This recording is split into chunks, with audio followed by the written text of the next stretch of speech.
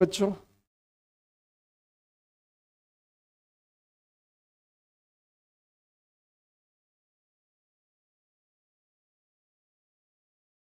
तो हमें कोशिश करना है कि इस यूनिट से जितने भी क्वेश्चंस आए वो आपसे बहुत इजीली बन जाए।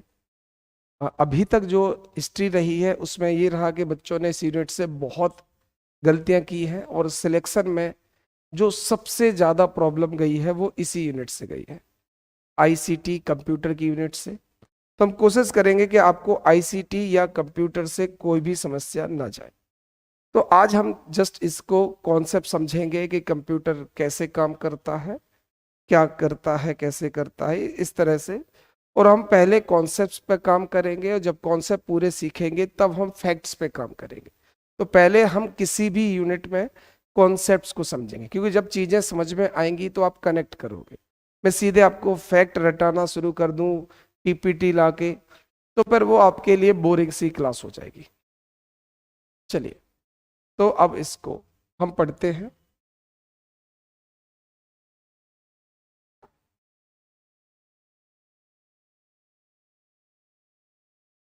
कंप्यूटर को पढ़ते हैं ना, अब इसको समझना है। कंप्यूटर वर्ड बना है कंप्यूट से, और कंप्यूट का मतलब होता है कैलकुलेट करना, गणना करना। ठीक है, जस्ट ऐसी बेसिक बता रहा हूं क्योंकि कल के दिन बच्चे बोलते हैं कि सर ने तो ये ही नहीं बताया कंप्यूट का मतलब क्या होता है। तो कंप्यूटर बना है कंप्यूट वर्ड से, जिसका मतलब होता है गणना करना, कैलकुलेशन करना। तो ऐसी मशीन जो कैलकुलेशन कर सकती है, ऐसी मशीन जो गणना कर सकती है, उसी को कंप्यूटर कहते हैं। ये समझ में आ गया? अभी कंप्यूटर करता क्या है, ध्यान से समझना। तो ये क्या करता है, बहुत सारा या कोई भी डेटा आपसे प्राप्त करे, कोई भी आपसे डेटा प्राप्त करेगा। अब ये डेटा कुछ भी हो सकता है, समझना इस चीज को। तो कोई भी डिवाइस होगी, कंप्यूटर होगी, ये बहुत सारा डेटा आपसे प्राप्त करेगा। तो जब भी आपको कंप्यूटर से काम करना पड़ेगा तो ये कहेगा कि मुझे तो चाहिए डेटा, तो ये आपसे डेटा लेगा। डेटा प्राप्त करने के लिए इसके पास जो यूनिट होगी, जो इसका पार्ट होगा, उसे बोलते हैं इनपुट यूनिट, इनपुट इकाई। तो कंप्यूटर को काम करने के लिए चाहिए डेटा। कमेंट्स वाला ऑन कर दे। कंप्यूटर्स को काम करने के लिए चाहिए डेटा, और डेटा प्राप्त करेगा इनपुट से। फिर इसके बाद होगा ये कि जिसने जो डेटा प्राप्त किया है, उस डेटा को ये अपने सीपीयू से, प्रोसेसर से प्रोसेस करेगा। तो कंप्यूटर सबसे पहले क्या मांगता है, डेटा। डेटा किससे लेता है, अपनी इनपुट डिवाइस। तो आपसे क्वेश्चन पूछा जाएगा कि जो भी डेटा कंप्यूटर पाता है, रिसीव करता है, for receiving data computer usage it's input unit. तो आपसे पूछा जाएगा कोई भी कंप्यूटर डेटा कौन सी यूनिट यूज करता है, तो आंसर हो जाएगा इनपुट यूनिट। जब ये डेटा को रिसीव कर लेगा तो उस पूरे डेटा को प्रोसेस किया जाता है, और उस प्रोसेस को करने के लिए इसके पास एक सीपीयू रहता है। उस डेटा को प्रोसेस करने के लिए क्या रहता है, इसके पास सीपीयू रहता है। सीपीयू के बाद,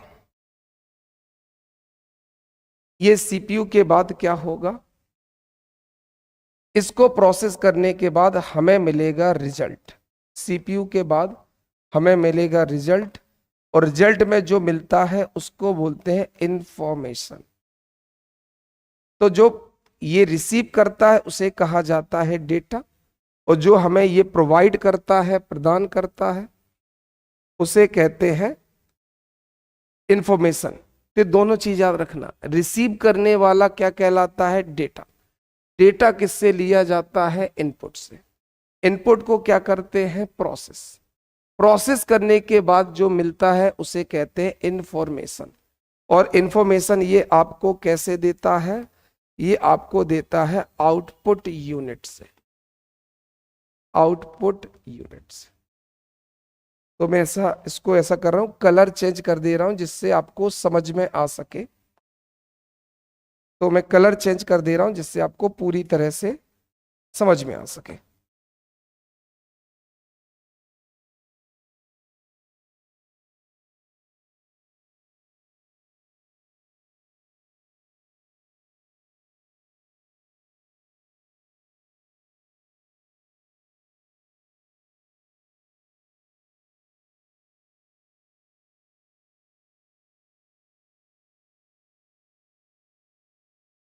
चलो अब इस डायग्राम को आपको बिल्कुल ध्यान से देखना, बिल्कुल ध्यान से। कोई भी कंप्यूटर क्या रिसीव करता है, मेरे साथ बोलना है, डेटा। डेटा रिसीव करने के लिए इसके पास कौन सी यूनिट होनी चाहिए? तो आप कहेंगे सर इनपुट यूनिट होनी चाहिए। डेटा रिसीव करने के बाद किसको दिया जाता है? सीपीयू को। सीपीयू क्या करता है? डेटा को प्रोसेस करता है और किसमें कन्वर्ट करता है? इंफॉर्मेशन। तो डेटा को करना पड़ता है प्रोसेस, हिंदी में बोलेंगे प्रसंस्करण। और प्रोसेस करने के बाद ये डेटा किसमें कन्वर्ट हो जाता है? इंफॉर्मेशन। और जो भी इंफॉर्मेशन है वो हमें मिलती है आउटपुट से। तो पहला सवाल, कंप्यूटर को क्या चाहिए? आंसर होगा डेटा। दूसरा सवाल, डेटा को रिसीव करने के लिए, डेटा को प्राप्त करने के लिए कंप्यूटर के पास कौन सी यूनिट होनी चाहिए? इनपुट यूनिट होनी चाहिए। इसके बाद अगला, डेटा कहां प्रोसेस होता है? सीपीयू। अगला सवाल, डेटा प्रोसेस होने के बाद किस में बदल जाता है? इंफॉर्मेशन, सूचना। और इंफॉर्मेशन हमें कंप्यूटर कैसे देता है? आउटपुट। तो आई होप आपको ये समझ में आ गया होगा कि इनपुट का काम क्या है। तो बच्चे यही बोलेंगे कि सर इनपुट का काम डेटा को रिसीव करना है। दूसरा सवाल कि सर डेटा रिसीव करने के बाद कहां जाता है? आंसर होगा सीपीयू। सवाल, सीपीयू करता क्या है? प्रोसेसिंग। अगला सवाल कि प्रोसेस होने के बाद डेटा किस में बदलता है? आंसर होगा इंफॉर्मेशंस। और अगला सवाल, इंफॉर्मेशंस किसी यूजर को, किसी उपयोगकर्ता को, उपभोक्ता को कैसे दिखता है? आउटपुट। तो यहां तक किसी को कोई डाउट है तो अपना कमेंट वो पुट कर सकता है। मेरे ख्याल से आपको समझ में आ गया होगा। इनपुट सीपीयू और आउटपुट। इनपुट डेटा लेगा, सीपीयू प्रोसेस करेगा और आउटपुट इंफॉर्मेशन देगा। बहुत बढ़िया। अब आपको और कुछ 2-3 चीजें समझना, बिल्कुल ध्यान से। जब हम इनपुट, सीपीयू और आउटपुट की बात कर ही रहे हैं, तो इन तीन के बाद अब कंप्यूटर को जो चाहिए उसे बोलते हैं मेमोरी, उसे बोलते हैं मेमोरी। तो कंप्यूटर को जो चौथी चीज चाहिए, आज हम केवल बेसिक समझ रहे हैं कि कंप्यूटर क्या होता है, और आपको कंप्यूटर की बेसिक्स बिल्कुल समझ में आ जाए, चाहे आप बीए हो, बीकॉम हो, बीएससी हो, फार्मा हो, कोई भी कॉमर्स हो, तो आपको ये समझ में आ जाएगा कंप्यूटर बेसिकली काम करता कैसे है। तो जो चौथी चीज कंप्यूटर को चाहिए उसे कहते हैं मेमोरी। अब ये जो मेमोरी होती है, जो कंप्यूटर की मेमोरी होती है, वो दो तरह की होती है। एक को बोलते हैं प्राइमरी। अपन कुछ भी आज डिटेल से नहीं पढ़ने वाले हैं, केवल हम कंप्यूटर का एक बेसिक सा इंट्रो लेने वाले हैं। प्राइमरी। और ये मैं आपसे बोल रहा हूं कि इस यूनिट के क्वेश्चंस आप 90 to 100% कर लेंगे। तो क्वेश्चंस आएंगे जब भी इसके, तो 90 to 100% क्वेश्चंस आपके, शायद ही इस यूनिट से एक क्वेश्चन गलत हो, शायद, मैक्सिमम। तो जो मैक्सिमम लिमिट होगी वो मेरे पढ़ाई हुए से एक क्वेश्चन बाहर होगी, बस। ज्यादा से हो सकता है पूरे हो जाए, हो सकता है एक क्वेश्चन बाहर। तो कंप्यूटर इनपुट, सीपीयू, आउटपुट के बाद जो चौथी चीज यूज करता है वो मेमोरी। मेमोरी दो तरह की होती है, एक प्राइमरी और एक सेकेंडरी। अब क्या होता है प्राइमरी और क्या होता है सेकेंडरी, समझो। सारा डेटा, सारी इंफॉर्मेशंस सेकेंडरी मेमोरी में स्टोर रहती है। समस्त आंकड़े और समस्त सूचना द्वितीयक मेमोरी में संग्रहित रहती है। सर डेटा क्या है, सर इंफॉर्मेशन क्या है? तो 2 स्लाइड पीछे, एक कंप्यूटर जिसको रिसीव करता है उसको डेटा कहते हैं, और कंप्यूटर जो प्रदान करता है, प्रोवाइड करता है, उसको इंफॉर्मेशन कहते हैं। ये डेटा और इंफॉर्मेशन कहाँ रहता है? सेकेंडरी मेमोरी में स्टोर रहता है। चूंकि यहां स्टोर रहता है इसलिए सेकेंडरी मेमोरी को एक नाम और दिया गया है, स्टोरेज डिवाइस। तो अगर आपको कल के दिन कोई पूछता है कि स्टोरेज डिवाइस क्या होती है, तो सेकेंडरी मेमोरी को ही स्टोरेज डिवाइस कहते हैं। ये बात समझ में आ गई कि स्टोरेज डिवाइस किसको कहते हैं? सेकेंडरी मेमोरी को। क्यों कहते हैं? क्योंकि सारा डेटा, सारा इंफॉर्मेशन इसी मेमोरी में स्टोर है। अब इसमें डेटा स्टोर, अब ये ध्यान रखना, डेटा प्रोसेस कहां होने जाएगा? सीपीयू। अपन को पता है कि डेटा कहां प्रोसेस होने जाएगा? सीपीयू। तो वो पहले सीपीयू पर सीधे नहीं जाता। कोई भी डेटा सीपीयू के पास सीधे नहीं जाएगा। डेटा सबसे पहले जाएगा प्राइमरी मेमोरी, और प्राइमरी मेमोरी के बाद जाएगा सीपीयू में। तो कोई भी डेटा होगा वो सेकेंडरी मेमोरी से कहां जाएगा? प्राइमरी, और प्राइमरी से कहां जाएगा? सीपीयू, और सीपीयू से वापस किस में बदल जाएगा? इंफॉर्मेशन। ये बात समझो ध्यान से। मान लो इस सेकेंडरी मेमोरी में 2 लाख डेटा भरे हुए हैं, पर 2 लाख डेटा एक साथ तो प्रोसेस नहीं होंगे, एक एक करके ही डेटा प्रोसेस होंगे। तो इन 2 लाख डेटा में वो डेटा जिसको सीपीयू में प्रोसेस होना है, बस वो डेटा प्राइमरी में जाएगा।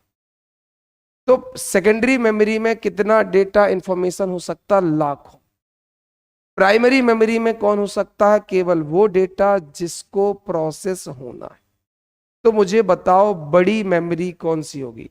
तो आंसर होगा सेकेंडरी मेमोरी। सेकेंडरी मेमोरी बहुत बड़ी है, इसमें लाखों डेटा, लाखों इंफॉर्मेशन है। जबकि प्राइमरी मेमोरी छोटी है, इसमें केवल वो डेटा है जिसको प्रोसेस होना है। तो ये बात समझ में आ गई कंप्यूटर की मेमोरी के बारे में।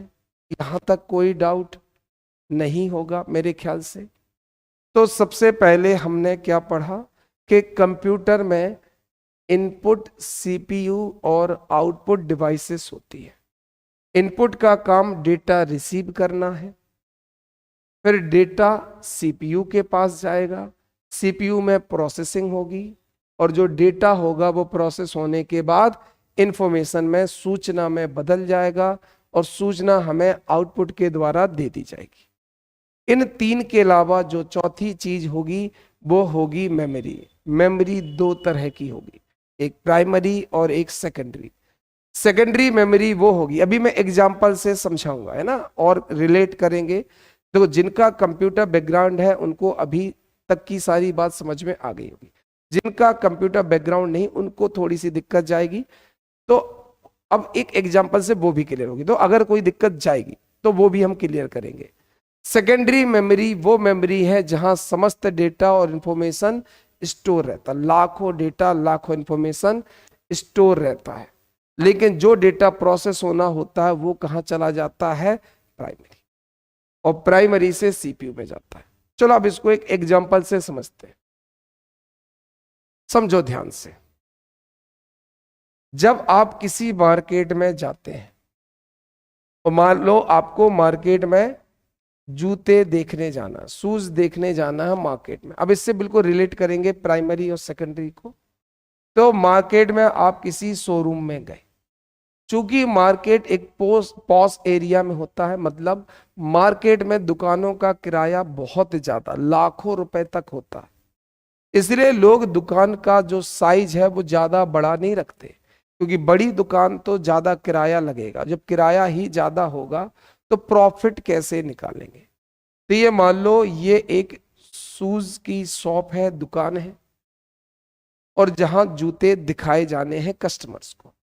अब ये दुकानदार छोटी दुकान रखता है जिससे इसको ज्यादा रेंट ना देना पड़े, पर अगर दुकान छोटी होगी तो हर टाइप का जूता बन ही नहीं पाएगा।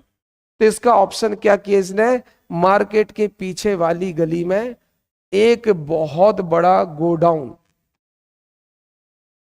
अपना बना रखा है, और जब भी कोई कस्टमर आएगा तो इससे बोलेंगे सर 2 मिनट, और तुरंत अपनी दुकान से छोटू को बोलेगा छोटू जाओ और गोडाउन से 10 नंबर का जूता उठा लाओ, जाओ गोडाउन से इस कंपनी का। तो छोटू जाएगा गोडाउन से और वो जूते 2-4 जोड़ी लेकर कस्टमर को दिखाएगा।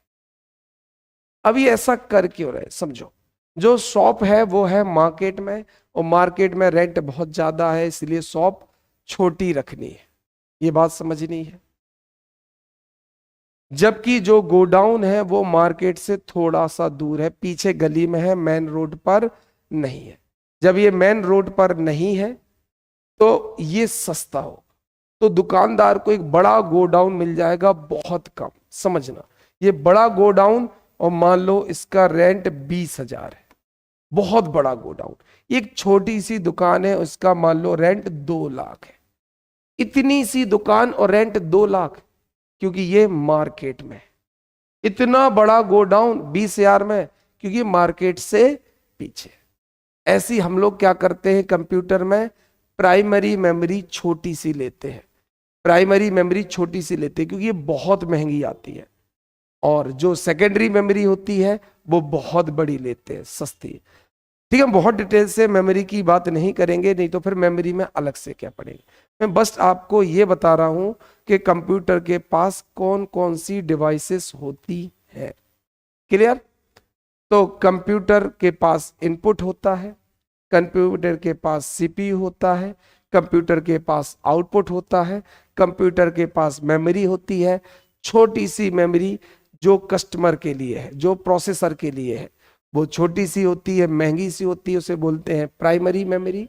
और जो बड़ी सी मेमोरी है जहां केवल स्टोर होता है, उसे कहते हैं सेकेंडरी मेमोरी। ये क्लियर हो गया आप सबको?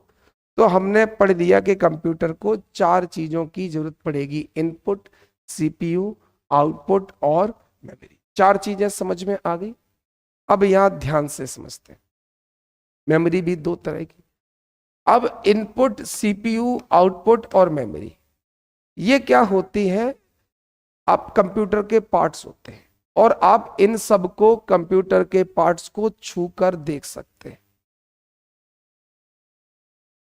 पॉलिटिकल साइंस आपको 1-2 दिन में दिखने लगेगा, है ना? चलिए, तो इनपुट, सीपीयू और आउटपुट एंड मेमोरी, ये आपको छू कर देख सकते हो, ये टेंजिबल होते हैं।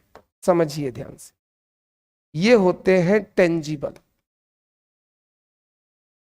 टेंजिबल का मतलब है जिनको छुआ जा सकता है, और चूंकि इनको छुआ जा सकता है इसलिए ये कहलाते हैं hardwares. These are called hardwares. तो ये आपको समझ में आ गया, what are the hardwares. Computer के हार्डवेयर क्या होते हैं? तो कंप्यूटर के वो सारे पार्ट जिनको आप छू कर देख सकते हो, उन्हें कहते हैं हार्डवेयर्स। इनमें इनपुट आता है, सीपीयू इंक्लूड है, इसमें आउटपुट इंक्लूड है, और इसमें मेमोरी इंक्लूड है। मेमोरी में आपको प्राइमरी मेमोरी भी इंक्लूड है और सेकेंडरी मेमोरी भी है, और सेकेंडरी मेमोरी को ही स्टोरेज डिवाइस कहते हैं। डेमो क्लासेस सबकी यूट्यूब पर ही आएंगी, पर जो मेन क्लासेस होंगी वो सब एप्लीकेशन पर होगी। ये क्लियर हो गया? हार्डवेयर समझ में आ गया, वो सारे पार्ट्स जिनको छुआ जा सकता है वो हार्डवेयर्स हैं, और हार्डवेयर्स इनपुट, आउटपुट, सीपीयू और मेमोरी होती है। क्लियर हो गया? चलिए, तो हमने कंप्यूटर में पढ़ लिया कि सर कंप्यूटर के कुछ पार्ट्स टेंजिबल हो सकते हैं, छू सकते हैं, इन्हें हार्डवेयर्स कहते हैं, जैसे कि इनपुट, जैसे कि आउटपुट, जैसे कि सीपीयू, और जैसे कि मेमोरी। और मेमोरी भी दो तरह की, प्राइमरी एंड सेकेंडरी। क्लियर हो गया? अब एक प्रॉब्लम है। प्रॉब्लम यह है कि जो कंप्यूटर्स होते हैं जिनमें एआई नहीं होता है, उनका आईक्यू 0 होता है। जितने भी कंप्यूटर्स होते हैं, अगर उनमें एआई नहीं है तो उनका आईक्यू 0 है। 0 का मतलब कंप्यूटर अगर आप खरीद कर लाओगे तो वो अपने मन से काम नहीं करेगा, वो बैठा रहेगा।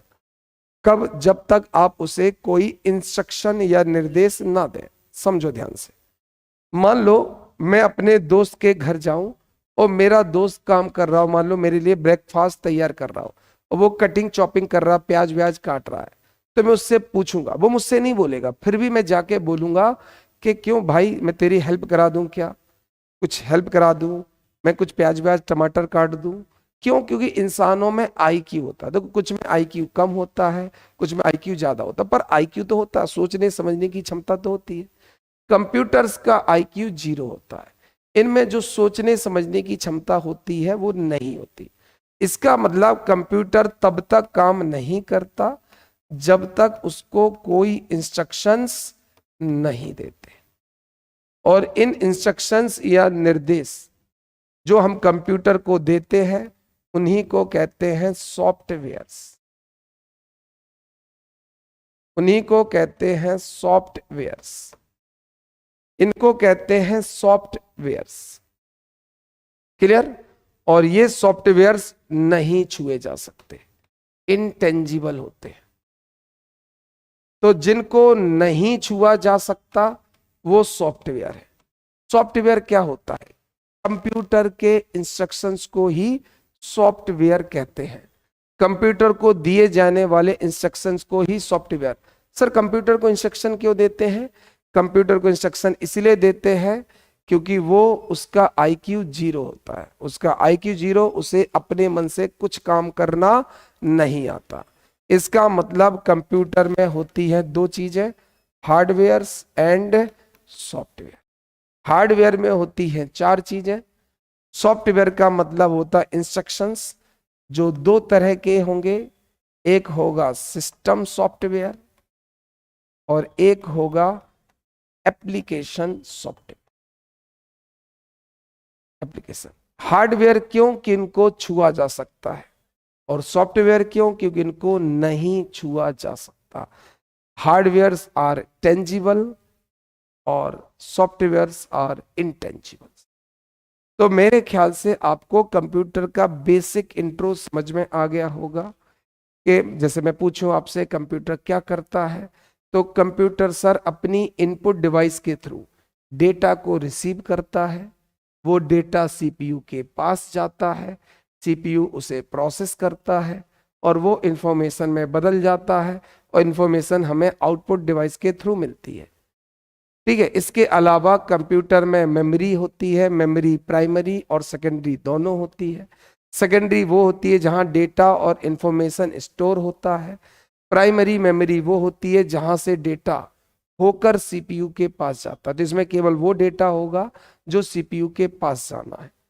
सर, हमने जो इनपुट आउटपुट और सीपीयू और मेमोरी पढ़ी, इन चारों को छुआ जा सकता है, इसलिए इन चारों को कलेक्टिवली एक साथ हार्डवेयर बोल सकते हैं। और हमने ये भी पढ़ा कि सर कंप्यूटर तो आईक्यू 0 होता है, बिना इंस्ट्रक्शंस के कंप्यूटर काम ही नहीं कर सकता। और कंप्यूटर को जो इंस्ट्रक्शन दिए जाते हैं उसे सॉफ्टवेयर कहते हैं। सॉफ्टवेयर दो तरह के होंगे, एक सिस्टम सॉफ्टवेयर और एक एप्लीकेशन सॉफ्टवेयर। तो आई होप यहां तक आप सबको कोई प्रॉब्लम नहीं होगी। तो इस तरह से हमारी बेसिक क्लासेस चलेंगी। क्लियर?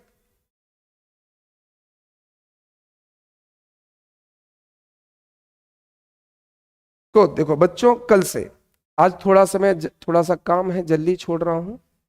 कल से आपकी जो क्लासेस होंगी वो 8 AM पर होगी। तो कल से जो आपकी क्लासेस होने वाली है वो 8 AM पर होंगी। तो आप लोग कल 8 AM पर मिलना। कल हम लोग 1 घंटे का सेशन लेंगे। 8 to 9 AM 1 घंटे का सेशन होगा पार्ट ए का, और एक ही 2 दिन में एक और क्लास हो जाएगी। तो 1 से 2 दिन में आपके 2 क्लासेस पार्ट ए की चलना स्टार्ट होगी। तो पार्ट 1 की आपको 2 क्लासेस डेली मिलेंगी। एक आपको आईसीटी की तो मिलेगी, एक आपको डेटा और रीजनिंग वगैरह की भी मिलेगी। तो कल से जो टाइमिंग है वो 9 AM से चेंज हो रहा है। ठीक है, अभी हमने 9 AM डिसाइड किया था, पर अब ये क्लास 8 AM से चलेगी। तो कल से क्लासेस आपकी 8 AM पर रहेंगी, 8 to 9।